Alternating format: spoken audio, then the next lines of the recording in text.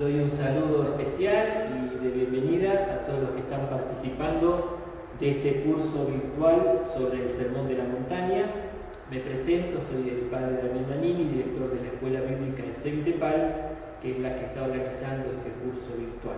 Así que bueno, muchos saludos a todos y bueno, esperemos que estas 4 semanas sea un caminar juntos y que podamos introducirnos tanto en el Evangelio de Mateo y de modo especial en el Sermón de la Montaña. Así que bueno, comenzamos entonces. Siempre es necesario poner el texto en su contexto. Y el contexto mayor es sin duda el Evangelio de San Mateo. Entonces, lo que vamos a hacer ahora es hacer una pequeña introducción general. No vamos a abarcar todas las cuestiones, ni mucho menos las más discutidas, que son muchas, sino vamos a dar lo fundamental que hay que saber sobre el Evangelio de Mateo para después comprender mejor el texto del Sermón de la Montaña. Siempre se comienza preguntando, bueno, pero ¿quién es este autor? ¿No? El griego se llama Evangelio kata Mataion, según San Mateo. Es el Evangelio, la buena noticia de Jesús, pero contada, vista por San Mateo, ¿no? Estas obras, los Evangelios, en realidad circularon como anónimas. Y después, en el siglo II, se fueron atribuyendo a cada uno de los 4 evangelistas que hoy conocemos.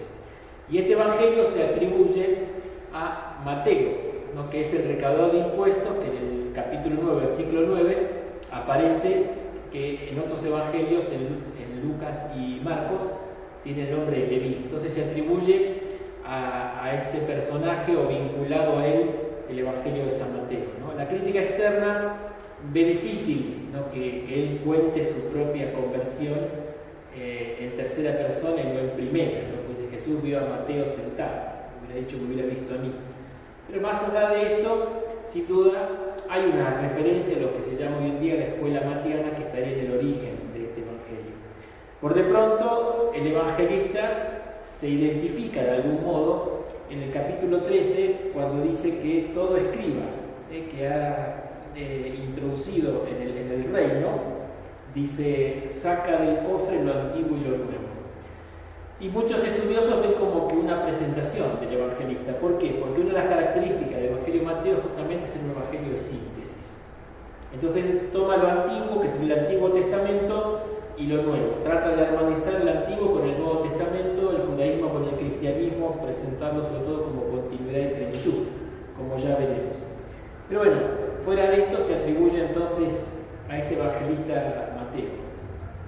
Ahora bien, después siempre nos cuestionamos sobre el lugar de origen, dónde fue escrito este evangelio y en qué fecha.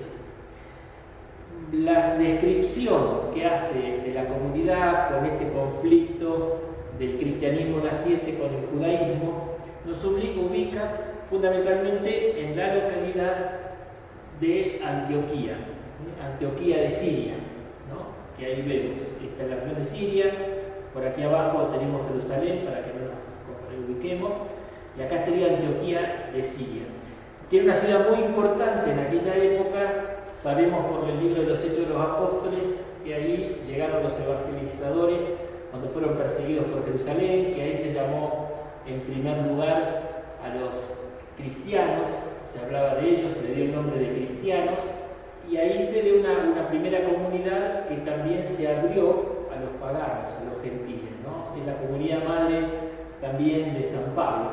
Por eso muchos autores piensan que Antioquía sería el lugar, Antioquía de Siria, donde estaba esta comunidad cristiana. Ahí sería el lugar madre donde escribió el evangelista, y para esta comunidad lo escribió el evangelista. Y en cuanto a la fecha, siempre se toma como punto de referencia la destrucción de Jerusalén, en el año 70, el modo como le describe, más otros datos, nos ubica a ubicarlo sin duda posterior al año 70, alrededor de los años 80. Entonces, en Antioquía de Siria sería con probabilidad el lugar y la fecha de origen de este evangelio, ¿no? Justamente el autor, este escriba judeo-cristiano, conoce mucho las técnicas de exégesis de los judíos de aquella época, tiene una fuerte intención catequística, y entonces da respuesta a problemas internos y externos que ya veremos que está sufriendo la comunidad. O sea, todo esto nos ubica entonces en este contexto.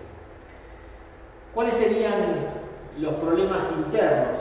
Esto uno leyendo digamos, detrás, ¿no?, de las letras, como viendo cómo se puede reconstruir, leyendo el Evangelio, qué es lo que pasa detrás en la comunidad. Vemos en primer lugar, que se quiere justificar una praxis pastoral de la Iglesia, que es la que veíamos recién, que es la apertura a los gentiles, a los no paganos, ¿no? Habría que hacer una gran explicación. O sea, para los judíos la salvación estaba para ellos, son el pueblo elegido, ¿no? Entonces, Dios solamente salvaba a los miembros de la comunidad, y por eso solo los que se circuncidan, los circuncisos, son los miembros del pueblo elegido y los que reciben la salvación de Dios. El Evangelio, como ya veremos al final, manda a predicar a todas las naciones. Esta apertura universal es una vivencia de la praxis pastoral que comenzó justamente en esta zona de Antioquía a realizarse. Entonces la comunidad se vuelve mixta, se abre tanto a judíos como gentiles o paganos y tiene esta dimensión misionera, ¿no? Entonces se refleja en el texto este tipo de tensiones, ¿no? Bueno, pero judíos, pero hay que serse judío para ser cristiano. Uno puede ser cristiano sin pasar por el judaísmo. Hasta dónde sigue vigente y vale la ley y los profetas. Todas son las cuestiones que están en el trasfondo del libro, ¿no?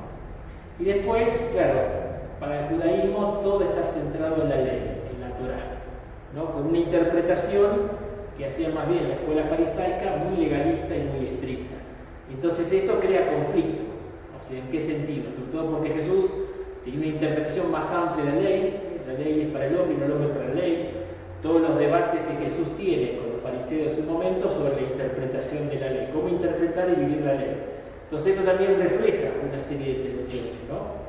Algunos piensan también, ya que esta ha sido la comunidad madre de San Pablo, y San Pablo fue el que más relativizó el tema de la ley. Nunca la anuló, pero dice que nos salva la gracia y la fe en Cristo. Después viene la aplicación de la práctica de la ley.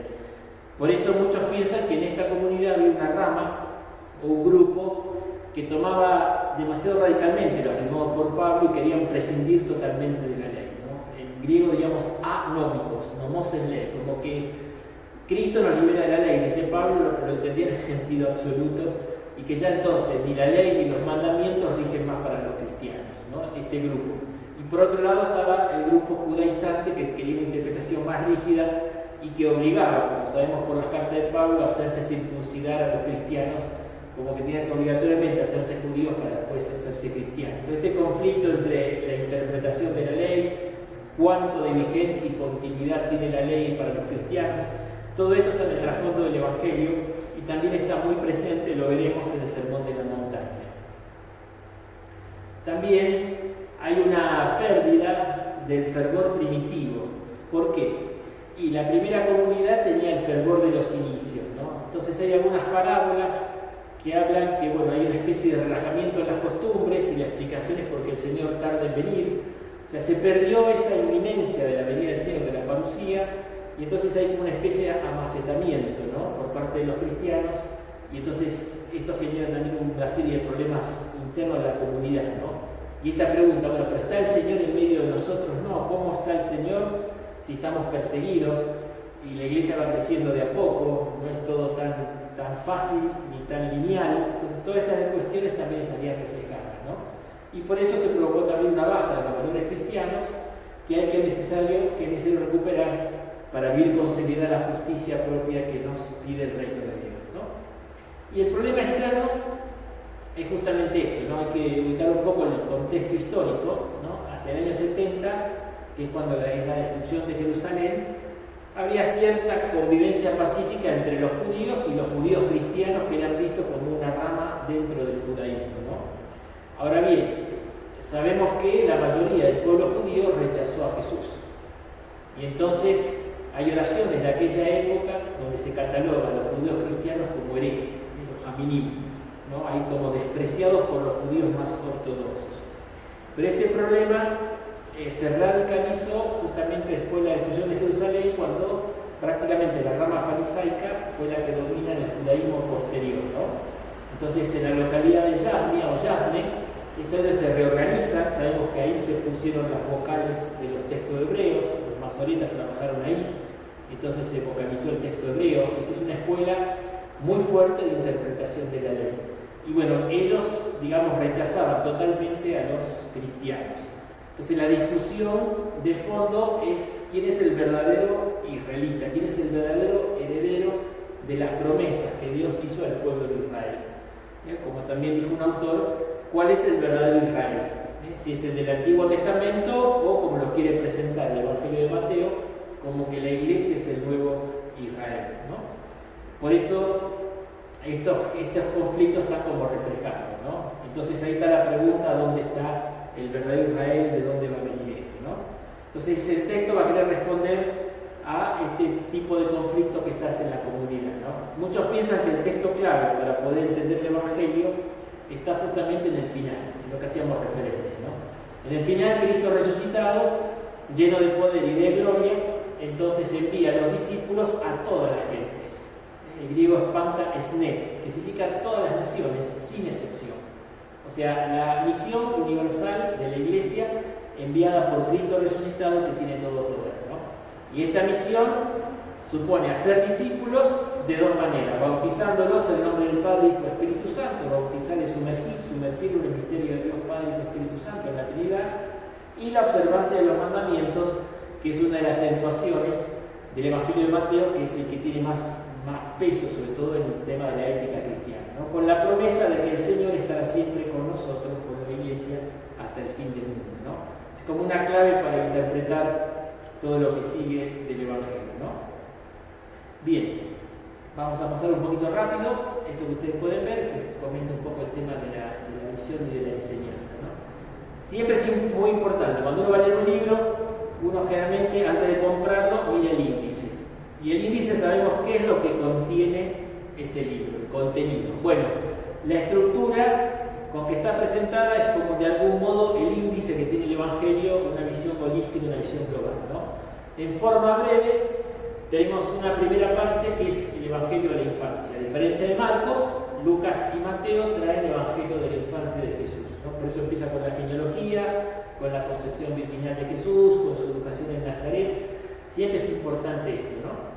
Luego hay una primera parte que va a querer responder a la pregunta de quién es Jesús, ¿no? Y como veremos, se responde desde las categorías del Antiguo Testamento. Entonces el Mesías esperado, pero también el Mesías que es rechazado, aunque reconocido por los discípulos y realizado por la Iglesia, ¿no?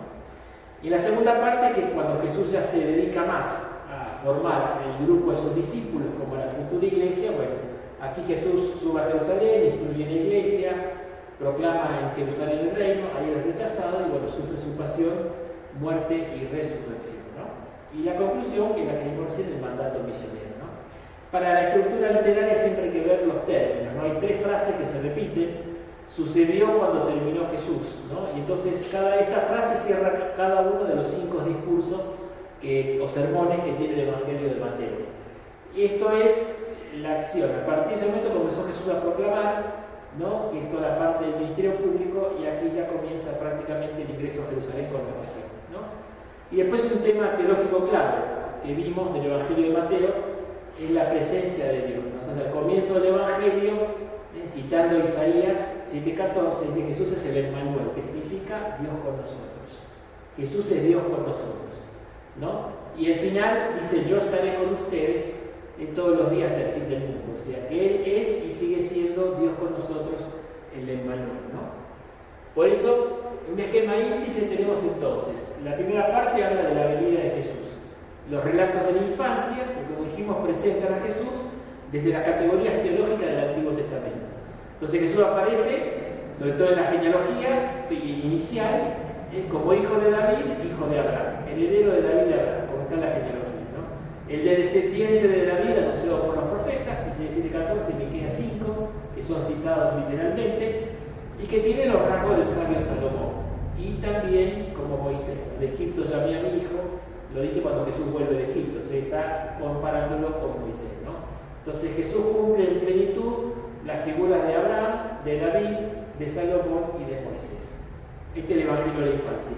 Y después la preparación para la actividad de Jesús, que está con la predicación de Juan Bautista, donde se comienza con el anuncio del reino, el bautismo y las tentaciones, que son los que preparan a Jesús justamente para su actividad apostólica o misionera. Después tenemos la segunda sección, propiamente la actividad de Jesús en Galilea, ¿no? vemos que ahí se dedica mucho a las condiciones generales de la actividad de Jesús, ¿no? Acá está que el reino ha llegado, conviértanse, llama a los discípulos, y son pequeños sumarios que nos presentan la actividad de Jesús, así resumida, y la reacción de la gente, ¿no? Este es muy importante porque es los versículos de inicio de toda la actividad. Jesús predica y actúa. Siempre es una característica de Mateo, son esta interacción entre las palabras y las obras, ¿no? Después del Sermón del Monte sigue los relatos de los milagros, ¿no? Siempre está esta interacción entre las palabras y las obras. Dijimos que Mateo tenía 5 grandes discursos, todos estructurados en torno al tema del reino. Entonces, primero el discurso de la montaña, que es el que vamos a ver. Capítulo 5, al final del 7, inicio del capítulo 8. Narración de las obras de Jesús, 10 milagros, que se interactúan y ayudan a interpretarse mutuamente. El capítulo 10, fundamentalmente, el discurso misionero, la actividad de los discípulos. Después están las reacciones ante la actividad de Jesús, Mesías rechazado por los judíos, ya comienza el enfrentamiento, y aquí tenemos también el discurso sobre el misterio del reino, ¿no? Que son 7 parábolas que nos hablan sobre el reino de Dios, las que conocemos, el sembrador, la parábola del comerciante que busca perlas preciosas, la parábola de la pesca también, de la perla preciosa. Sé que hay toda una serie de parábolas que nos dicen cómo el reino de Dios se va desarrollando. Y esta sección termina con algo muy importante, ¿no? Que es cuando Pedro reconoce a Jesús como Mesías. Estamos en la zona de Cesarea al norte y de ahí comienza ya el viaje de Jesús hacia Jerusalén. Ahí tenemos entonces la pasión, muerte y resurrección de Jesús, ¿no? En esta primera sección, el camino hacia Jerusalén, donde Jesús se dedica especialmente a la formación ya en concreto de los discípulos. Es como que se concentra en enseñarles a ellos cómo es vivir en el reino, o sea, la relación con Dios y con los demás. Por eso acá tenemos el discurso eclesial. La iglesia que tiene la misión de hacer presente el reino de Dios entre los hombres, de anticiparlo y de vivirlo. Y se vive, bueno, cuando está el perdón, cuando está la conexión fraterna y todo lo que nos dice este discurso. Y después ya la actividad de Jesús de Jerusalén, que está todo ligado hacia el fin, ¿no? Y entonces en este contexto Jesús hace el discurso o sermón escatológico, como diciendo, bueno, el reino de Dios que Él hace presente, que la iglesia tiene que vivir y testimoniar, se dará de modo definitivo en la vida celestial, ¿no? El reino de los cielos. Y esto Jesús lo describe, sobre todo son las parábolas de juicio que aparecen en este discurso escatológico. Y después se cierra ya con los relatos de la pasión y de la resurrección, ¿no?